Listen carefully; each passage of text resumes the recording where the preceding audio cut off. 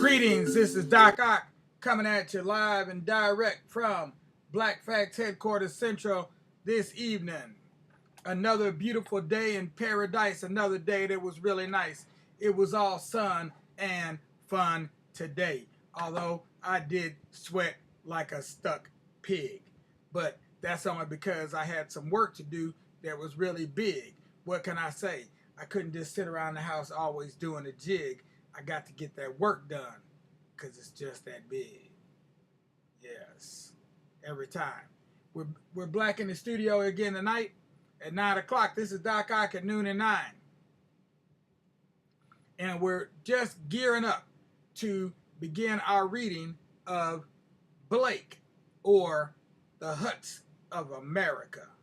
But before we do that, let's do the needful and go ahead, give us a like if you're watching on Facebook, give us a thumbs up if you're watching on YouTube, and then go ahead and spread the word far and wide from coast to coast without a boast.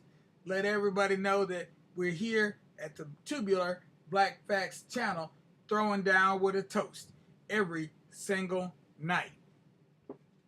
Meanwhile, let's see what the Honorable Marcus Garvey has to share with us for today. See what gems of wisdom he's got for us today. All right, we got one right here. Every man has a right to his own opinion. Every race has a right to its own action.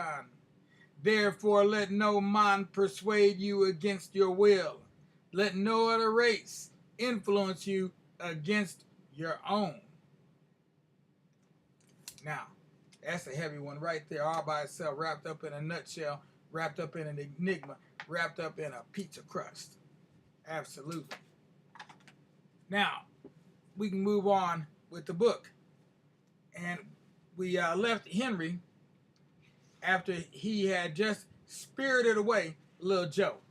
So he has run away, returned to the plantation, spirited away Lil Joe, left a sign so all would know that it was him and what he had done, and now he's making his way to Freedom Land. Let's see it with how he does this. Chapter 11, A Shadow. Ah, boys, here you are, true to your promise, said Henry as he entered a covert in the thicket adjacent the cotton place, late on Sunday evening. Have you been waiting for very long? Not very, replied Andy. Not more than 2-3 hours. If you call that long. I was fearful you would not come, or if you did before me, that you would grow weary and leave.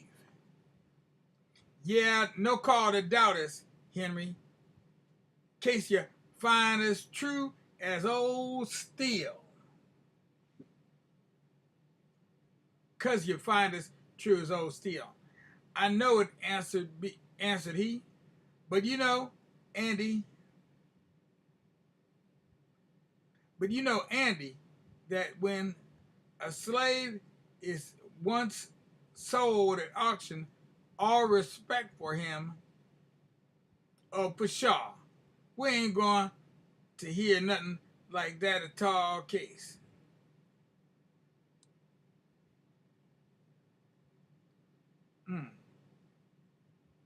Oh, we're not, okay. Oh, pshaw, we ain't going to hear nothing like that at all.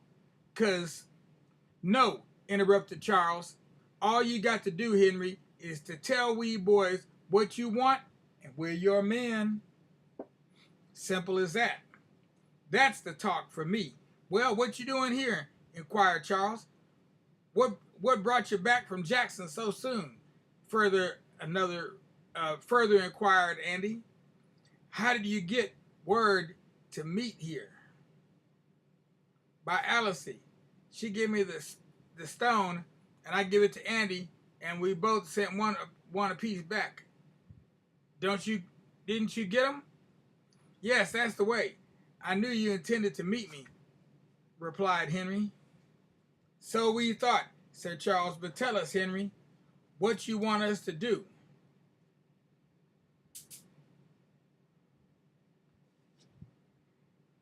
I suppose you know all about the sale, that they had me on the auction block, but ordered a postponement.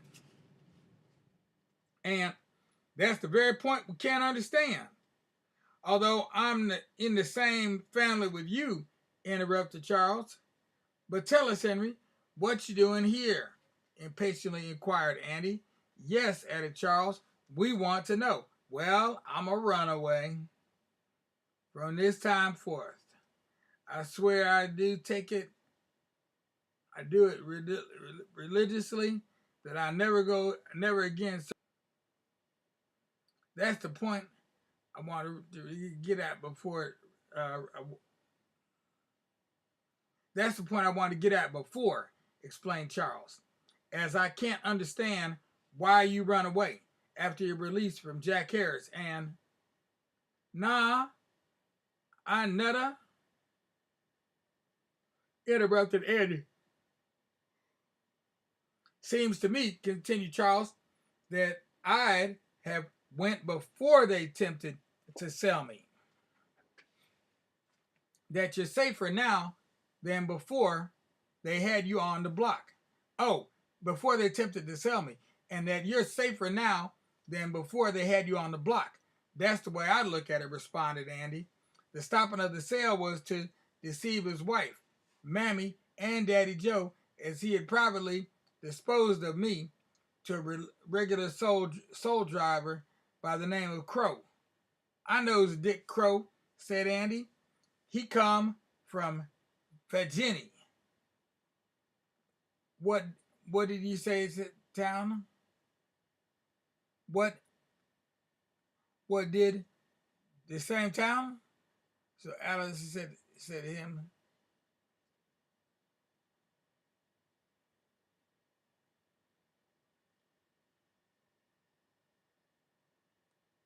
then you know him without any description from me, replied Henry. Yes, indeed, and I knows him to be a inhuman, mean, dead po white man. That's what I does. Well, I was privately sold to him for $2,000, then ordered back to Frank's, as though I was still his slave, and by him given a pass, and requested to go to Woodville, where there were arrangements to seize me and hold me, till Crow ordered me, which was to have been on Tuesday evening.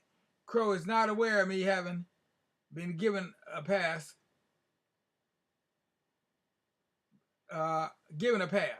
Franks gave it to deceive his wife, in case of my not returning, to make the impression that I had run away, when in reality I was sold to the trader. Then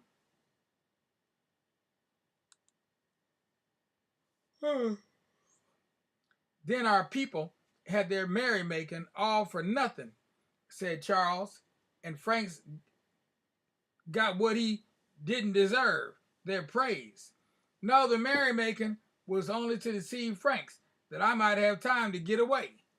Daddy Joe, Mammy, Judy, and Alice knew all about it, and proposed the feast to deceive them. That's good. Start them right out. They apparently they didn't. Excuse me. Never mind. No, the merrymaking was only to deceive Franks, that I might have time to get away.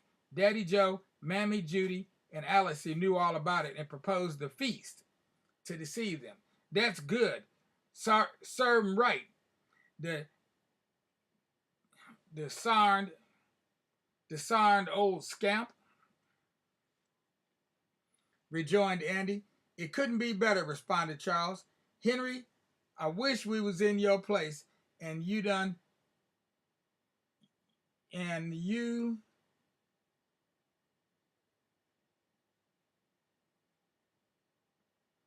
okay.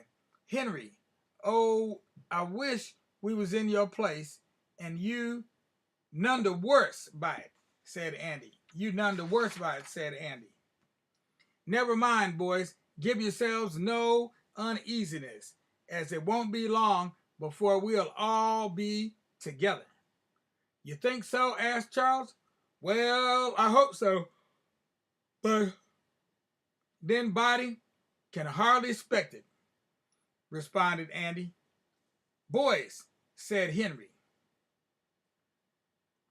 with great caution and much emotion, I am now about to approach an important subject, and as I have always found you true to me, and equally, you cannot only be true to me by being true to yourselves. I shall not hesitate to impart it, but for heaven's sake, perhaps I had better not. Keep nothing back, Henry, said Charles, as you know that we boys will die by our principles. That's settled.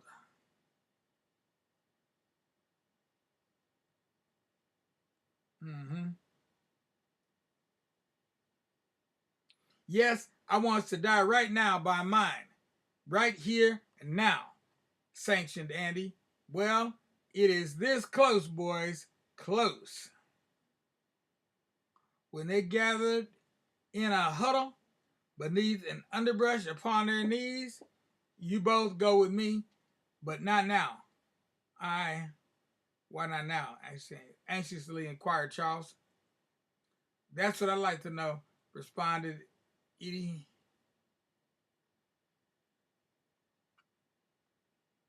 Hmm.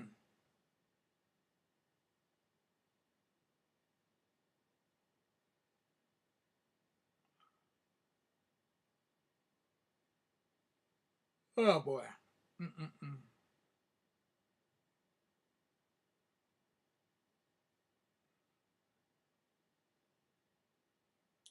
Wait a minute. That's not what it said. Where did that come from? Oh wow. Okay, let me back up here a little bit. So why not now? Anxiously inquired Charles. That's what I like to know, responded Andy. Stop, boys, till I explain. The plans are mine, and you must allow me to know more about them than you. Just here, for once, the slave holding preacher's advice to the black man is appropriate. Stand still and see the salvation. Then let us hear it, Henry, asked Charles. For God's sake, said Andy, let us hear what it is anyway. Henry, you keep a body in suspense so long till it's most crazy to hear it. That's no way. You shall have it, but I approach it without with caution, nay with fear and trembling, at the thought of what has been the fate of all previous matters of this kind. I approach it with religious fear, and hardly think us fit for the task. At least I know I'm not. Hmm. But as no one has ever originated or given us anything of the kind, I suppose I may venture. Tell it, urged both in a whisper. Andy, said Henry, let us have a word of prayer first. When they bowed low with their heads to the ground, Andy, who was particularly of the Baptist persuasion among his slave brothers, offered a solemn and affecting prayer in whispers to the Most High to give them knowledge and courage in the undertaking and success in the effort. Rising from their knees, Andy commented on Anthem, by which he acquired appeared to be much affected until the following words were till the following words appeared. They got it. It appeared on a recording from 1970 something. I never heard of it. This came out in the U.S.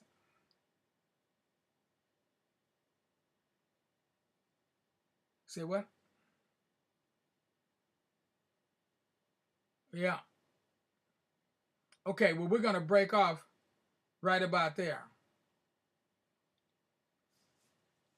Yeah, we're gonna break off there, and we'll return to this tomorrow, and hopefully I'll get a little bit more rest. I got a lot of rest last night, but that work I had to do out there on that deck, man, tell you, it was hot out there. I was sweating like a stuck pig for real. All right, so meanwhile, we're closing out here. We'll be back tomorrow with our playlist. The playlist tomorrow will be Do You Remember? That's the one that will reprise all of our 9 o'clock presentations for the last 7 days or so. And we intersperse it with some musical selections from different people. Today we featured Gail Scott Heron. I don't know who we're going to feature tomorrow yet, but I'll find something good to put in there that'll be quite uplifting. We try to give you some uplifting words of encouragement and music, not just today or tomorrow, but every single day, every single hour. In the meanwhile, peace out without a doubt. Stay black, stay well, and fight like hell. And in the meanwhile, all you little children out there, you know what you need to do. Go ahead and take your little hands, your little heads, put them on your little pillow, close those your eyes, and wait on that sun to rise. And when those sunbeams start falling down on your eyes, that's when it's time for you to rise and shine, oh children of mine. So you'll know what time it is when you feel the sunbeams on your eyes. As for you adults, you know what you need to do. If you're watching on Facebook, give us a like. If you're watching on YouTube, give us a thumbs up.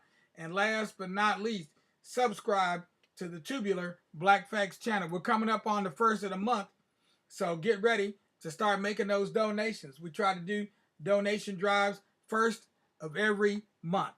So we're notifying you in advance, and we'll have a special on the first.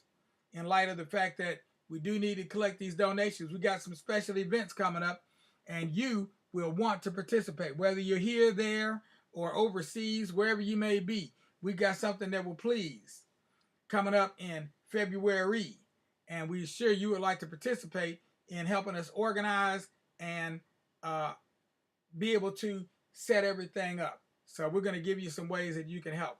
Meanwhile, it's time for me to do my extra and give a wave to, looks like Naima Joy and Solomon. What's going on, Solomon? Anybody else out there? Nope, that's all I see. Okay, and we're going on into our extra. Peace out, y'all. With justice, of course, because anything less is not even a horse of a different color. I'm telling you, it's just something we don't even want to deal with. Peace, be still.